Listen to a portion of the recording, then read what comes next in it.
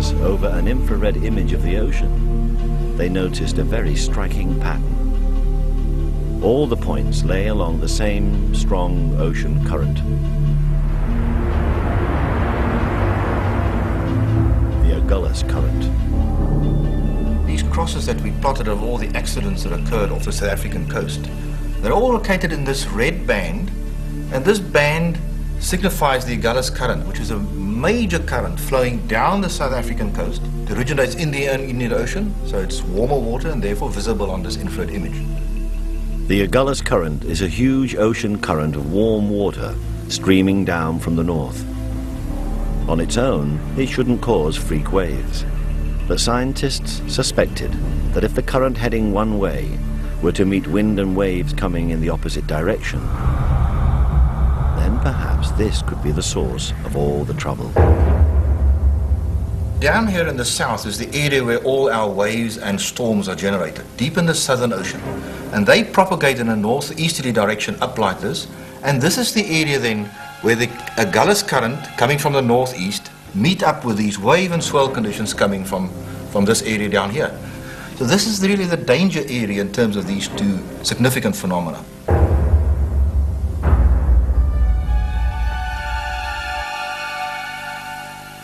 But it was only when Grundling got access to a new type of satellite, one using radar, that he could actually measure the height of waves in the current.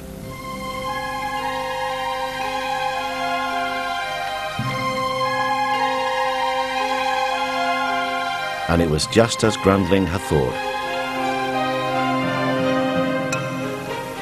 When the waves were going with the current, they were small. But when the waves were going in the opposite direction to the current, the effect was dramatic. What we have here is a plot of the wave height outside the current and the wave height inside the current. And what is quite conspicuous here is this very, very significant increase in the wave height as the satellite moved across the current. When the waves had to fight the current, they grew massive. The current pushed against them, driving them so high and steep, a monster would rear up.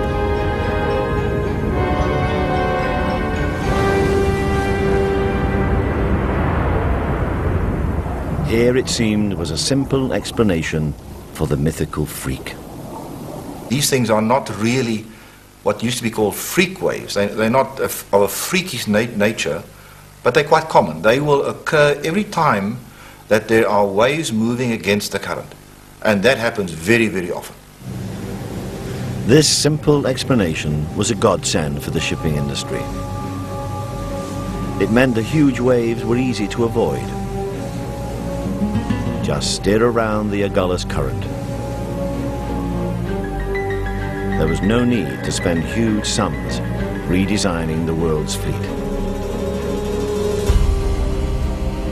And when scientists looked at other places where freak waves were most often reported, like Norway, straightforward local conditions were again found to be the cause.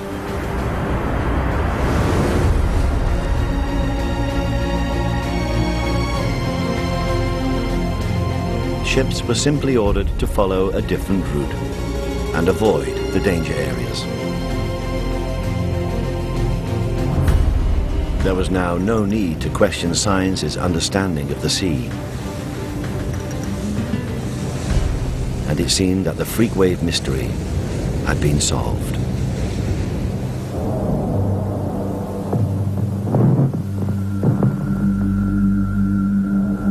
But then something happened last year in the South Atlantic that no one could explain away,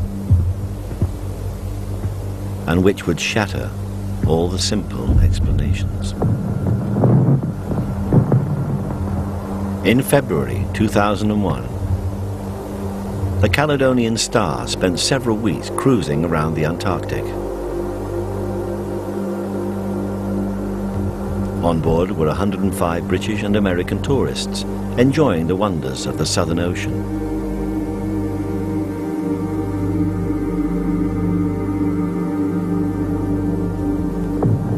The Caledonian Star is as strong as almost any ship in the world. specially built to cope with the ice and harsh conditions.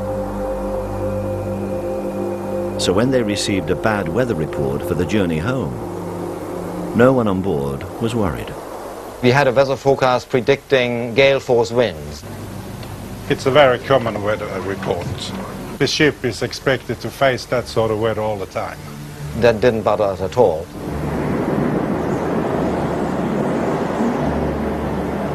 The storm worsened until the waves were over 12 meters high. The ship rode these easily, and still no one was concerned.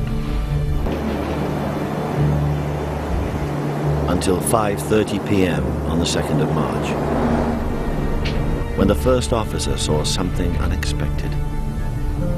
Out of nowhere, I saw in the distance, about a mile away, a wave that appeared to be twice the height of the average wave height.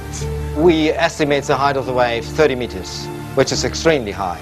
It was just like a mountain, a wall of water coming against us. And it came from a different direction, like 30 degrees on the starboard bow. As the wall of water approached, they saw a huge trough open up before it. The ship probably went down at an angle like this, and more or less like a free fall, because the waves are moving very fast. And when the ship is tipping, she fell like this. And talking to the other people on board the ship, they were all falling against the bulkheads in the forward part of the section, wherever they were. So she went like this, directly hitting a wave, and just buried the bow into the wave. The helmsman, he was standing here, and he actually took cover. And when he looked down, he could not see the crest of the wave.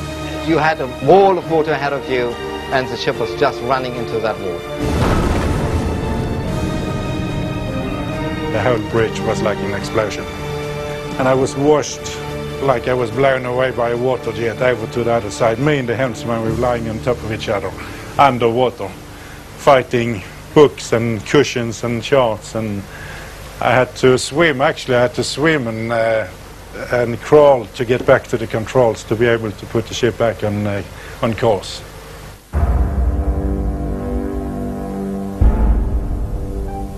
The effect of the wave was devastating, shattering the ship's instrumentation.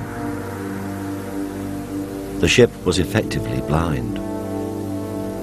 We lost our radars, the gyro compasses, the echo sounders, the sonar, parts of the radio communication. It was a very humbling experience. Of course, it went through your mind that this might be it. We might not make it.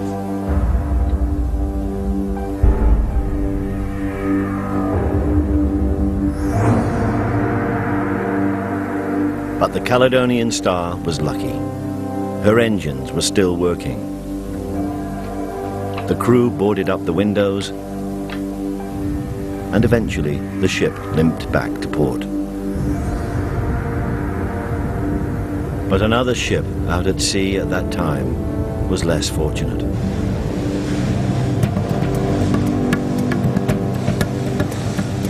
The Bremen was a German cruise liner. Again, she was built to withstand anything the South Atlantic could throw at her. On board were 137 tourists.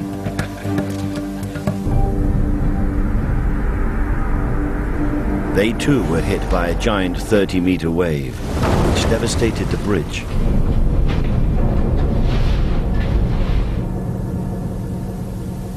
The bridge wasn't operable. All the nautical tools, instruments, the whole electronics failed immediately with the break-in of seawater.